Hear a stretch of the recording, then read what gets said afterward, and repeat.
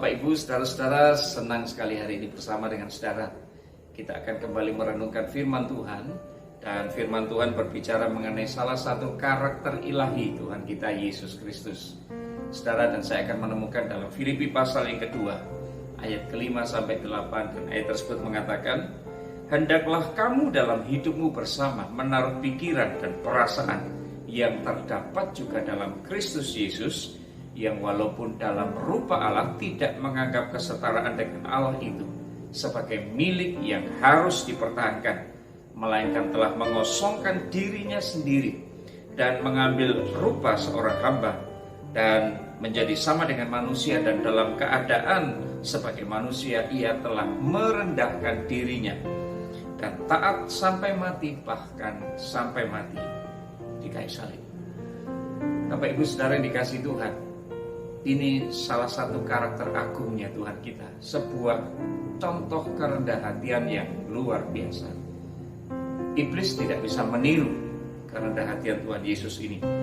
Jika Tuhan kita Yesus Kristus menunjukkan sikap yang rendah hati, maka sebaliknya iblis berupaya untuk menunjukkan sikap yang tinggi hati atau sombong. Kerendahan hatian Tuhan Yesus ini dibuktikan sesuai dengan ayat yang kita baca, dengan kerelaannya untuk turun ke dunia, menjadi sama seperti manusia dalam wujud Yesus. Tetapi iblis menunjukkan kesombongan dan keinginannya untuk menyamai Allah.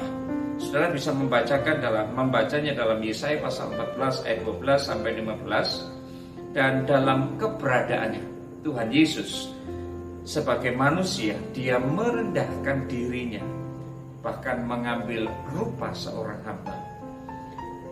Bapak Ibu yang dikasihi Tuhan, sebaliknya saudara harus tahu bahwa iblis berupaya untuk bertakhta dan memerintah, mengatasi bintang-bintang Allah. Dengan rendah hati dan ketaatan penuh, Yesus merelakan dirinya bahkan sampai mati di kayu salib, menjadi korban bagi dosa manusia, bagi dosa saudara dan saya, mengikuti kehendak Allah. Dan saudara-saudara yang dikasihi Tuhan, iblis dengan sifat pemberontakannya, iblis tidak mau tunduk dan mengikuti kehendak Tuhan. Semua yang dilakukan Tuhan Yesus ini, saudara-saudara, terjadi di bumi ketika dia melayani. Dan saudara-saudara, dari ayat yang kita baca dalam Filipi pasal 2 ayat 5 sampai 8, kita akan belajar beberapa hal. Mari kita lihat. Ketika saudara dan saya mulai belajar untuk memahami dan mengambil inti dari sifat kerendahan hatian yang Yesus kerjakan, yang Yesus lakukan, yang Yesus teladankan, maka ada 3 hal yang saudara dan saya bisa pelajari. Yang pertama, saudara-saudara, Yesus ini orang yang rela untuk tidak mempertahankan posisi, tidak mempertahankan gengsinya. Dengan kata lain, dia rela melepaskan haknya. Alkitab memperjelas dengan mengatakan bahwa dia tidak menganggap kesetaraannya dengan Allah sebagai milik yang harus dia pertahankan. Nah, saudara-saudara, sekali lagi, kerendahan hatian adalah sebuah kerelaan untuk tidak mempertahankan posisi atau gengsinya, melainkan dengan kerelaan dia melepaskan haknya. Saudara-saudara,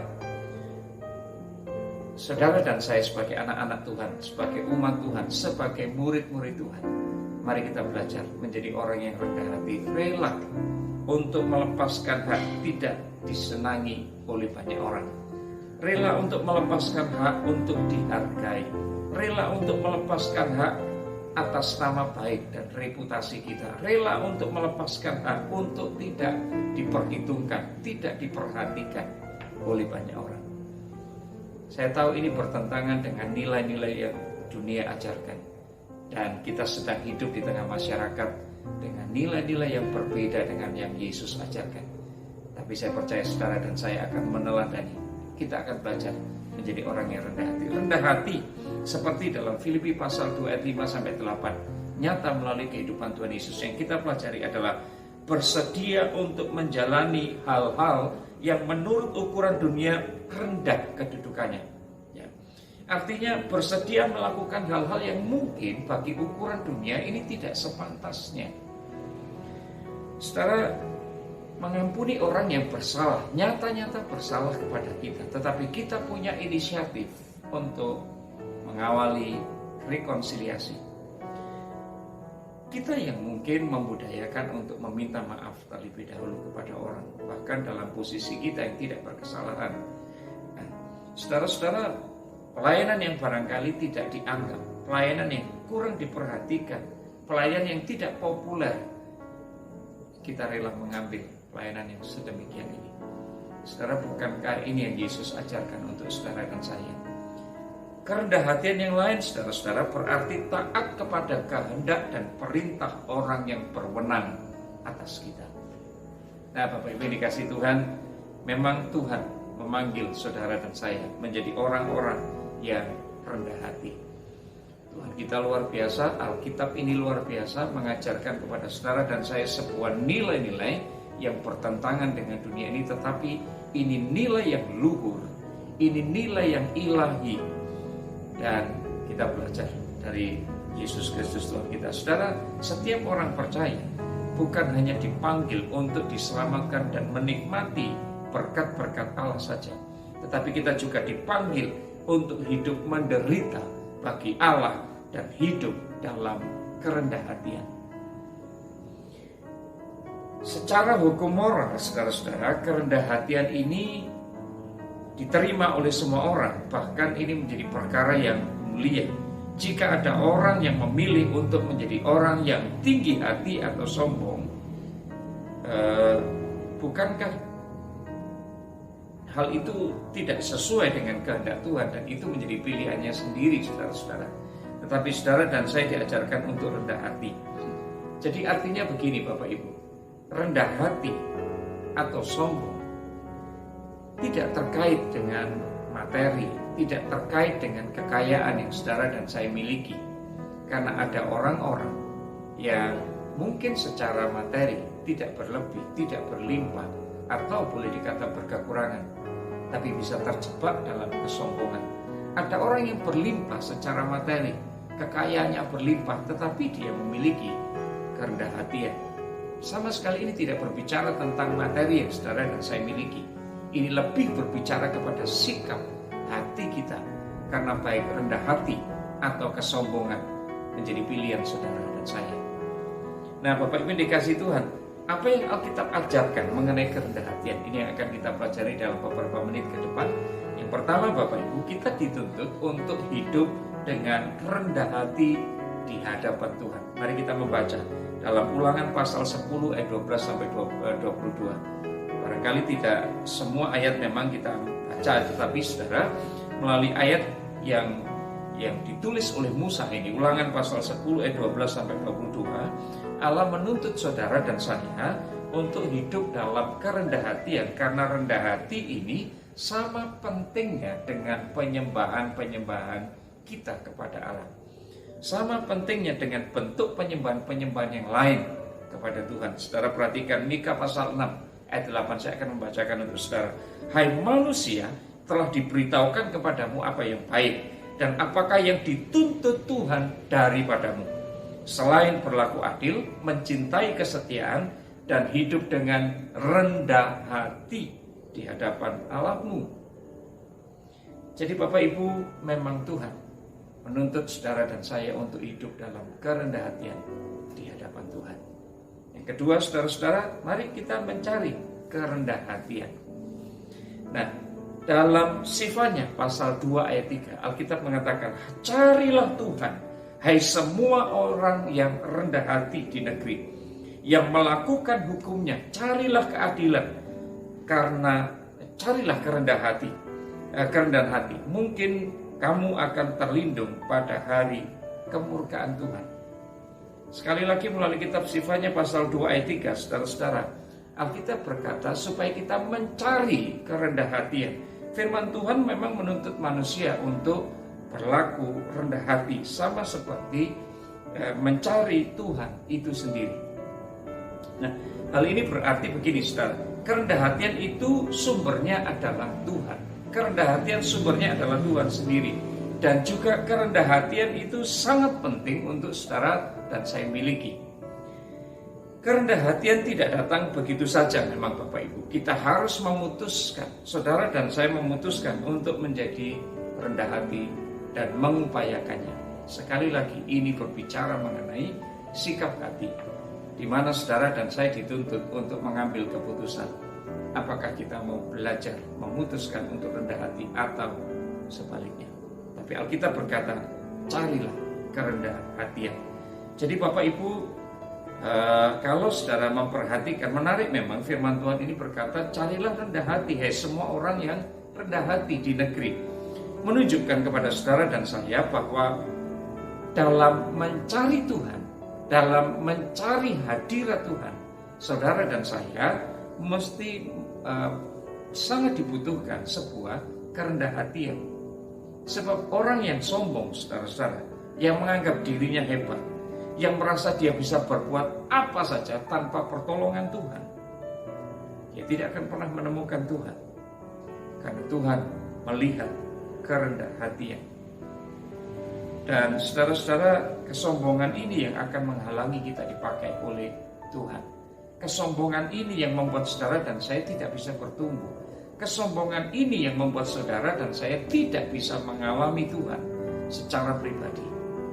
Jadi putuskan untuk mencari kerendahan hatian. Dengan datang kepada Tuhan, kita mungkin tidak akan membawa sebongkah kerendahan hatian, karena saudara-saudara, sikap rendah hati ini bukan serta-merta menjadi sesuatu yang sudah siap pakai, kemudian kita bawa kepada Tuhan. Tidak, sebaliknya kerendahan hatian ini sebuah proses, saudara-saudara. Dibutuhkan sebuah proses setahap demi setahap.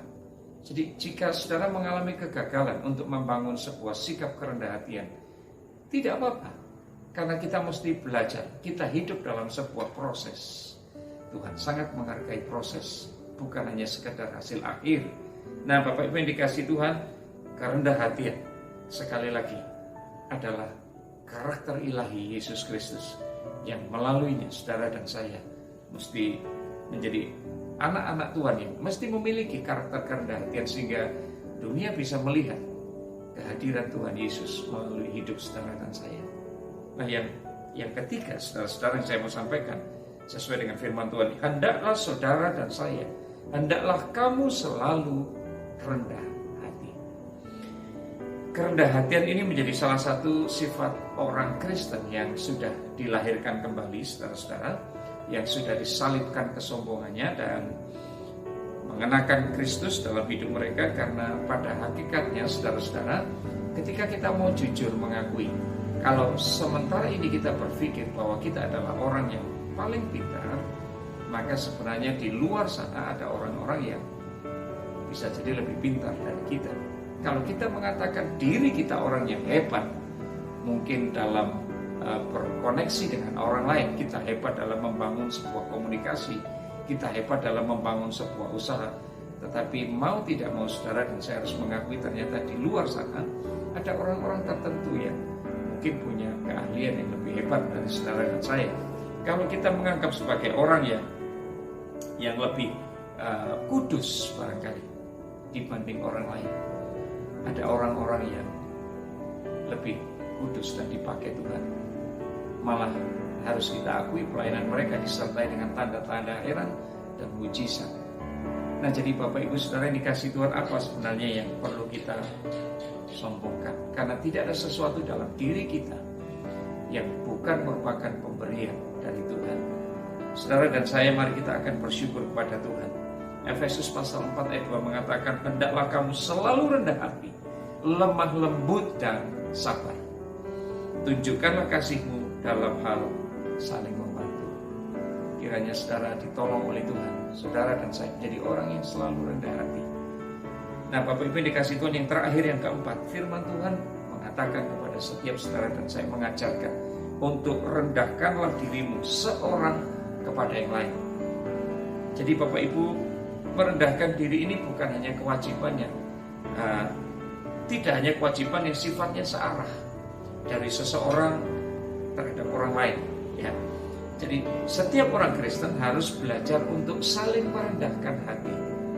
Berbeda dengan ketundukan. Ketika saudara tunduk dengan otoritas di atas saudara, ini bersifat searah. Tetapi kerendah hatian mengajarkan kepada saudara dan saya untuk kita saling, artinya kita membangun sebuah budaya yang sama, kerendah hatian. Ya.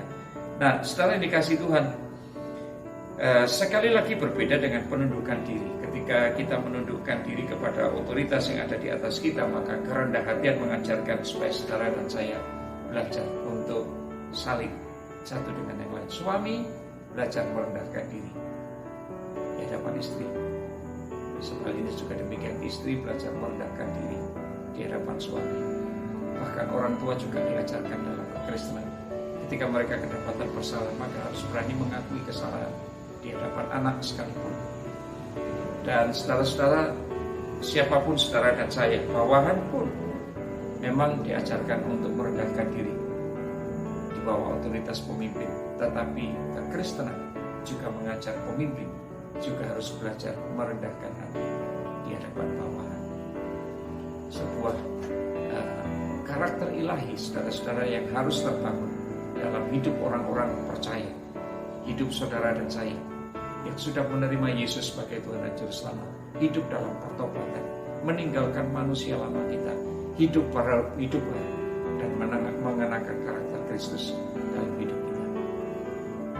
Saya percaya saudara-saudara, tidak secara kebetulan saudara mendengar pengajaran firman hari ini, dan saya terberkati melalui pengajaran ini. Saya yakin saudara dan saya sama-sama dibentuk oleh Tuhan untuk kita memunculkan pribadi yang rendah hati.